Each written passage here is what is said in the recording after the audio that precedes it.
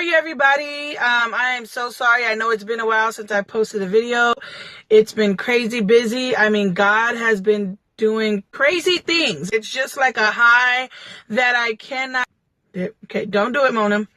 That I can't stop crying about. So anyway, I'm making this video because my new prints came in and it's limited edition for Mother's Day. It is inspired by my mother. I have so much stories of my parents. I'm going to speak about this one particular one. For this new print in my native language, it is Alofa. So long story short, when I was about 4 or 5, we're going to this church, and PKs is the worst kids in the church. That's what they're known for, right? My dad pastoring at the time and giving the word the way he does with the word of God, he never sugarcoated. There was this moment where the whole church had came together for a meeting. My parents were in the front row and I'm sitting in between because all my siblings are close in age, and then there's like years and then me. So I was born at the time they were all about teenagers. Yeah. I just remember looking around and everyone looked angry. It wasn't good words. The main thing that all of them were pointing at my parents: you can't be giving the word of God and your kids are the worst ones. Everyone that was standing up was talking about each of my parents' kids, right? They were telling him he needs to take my dad off of the pulpit until he gets his kids right. I'm like 4 or 5 years old, and I'm just a little scared because I'm like, why does it look like they're about to jump my parents? So I remember looking up. They didn't need to open their mouth to speak to each other. The way they looked at each other, they just glanced at each other. He grabbed her hand. They looked back to the front, and they just both smiled. And my mom, she has tears coming down, but she just smiled. And my dad's just holding her hand.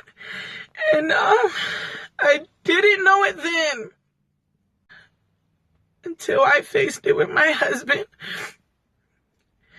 And we had that same look. And that's where Alofa comes in. Because my mom still has that spirit. Alofa. Oh, I didn't want to cry.